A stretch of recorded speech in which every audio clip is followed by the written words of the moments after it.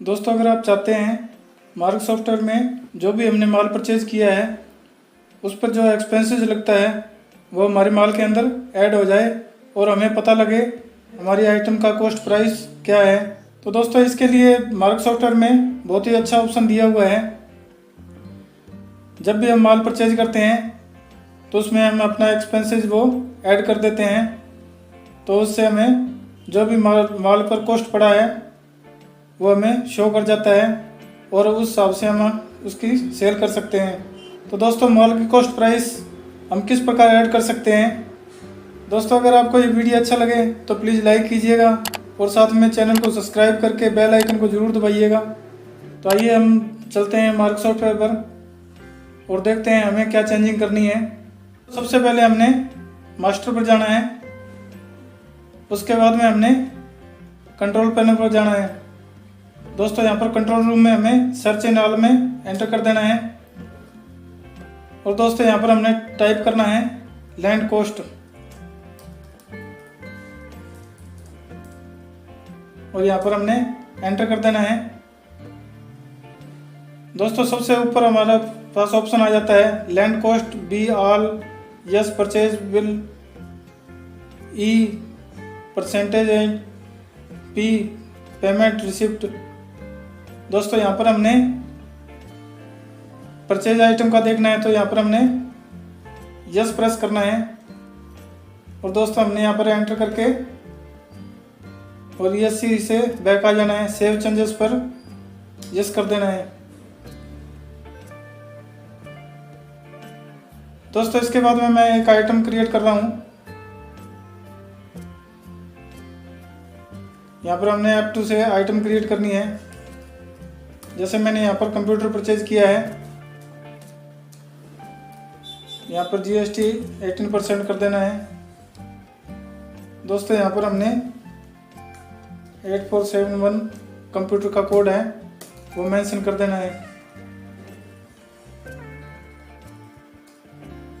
इसको यस करके सेव कर देना है। दोस्तों, इसके बाद में हम परचेज करते हैं। परचेज के लिए यहाँ से मैं Alt P प्रेस कर रहा हूँ। यहाँ पर हमने एंटर कर देना है। एंटर करने के बाद में यहाँ पर हमने फर्म का नाम मेंशन करना है और यहाँ पर हमने बिल नंबर दे देना है।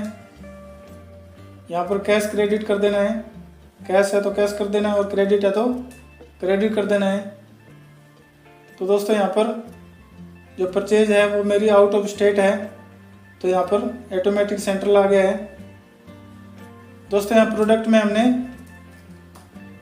कंप्यूटर आइटम क्रिएट की है।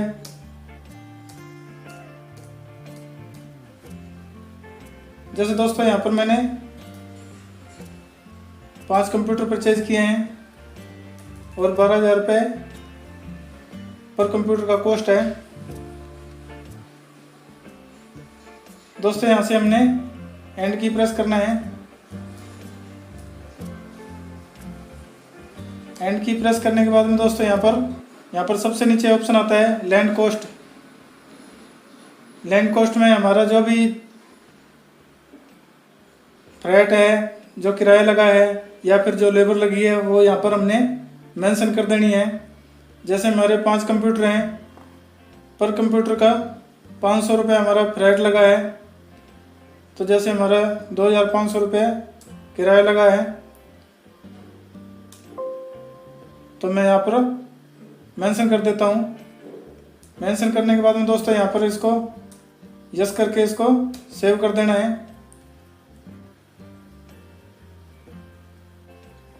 दोस्तों, जो पार्टी का बैलेंस है वो यहाँ पर 70,800 रुपये है,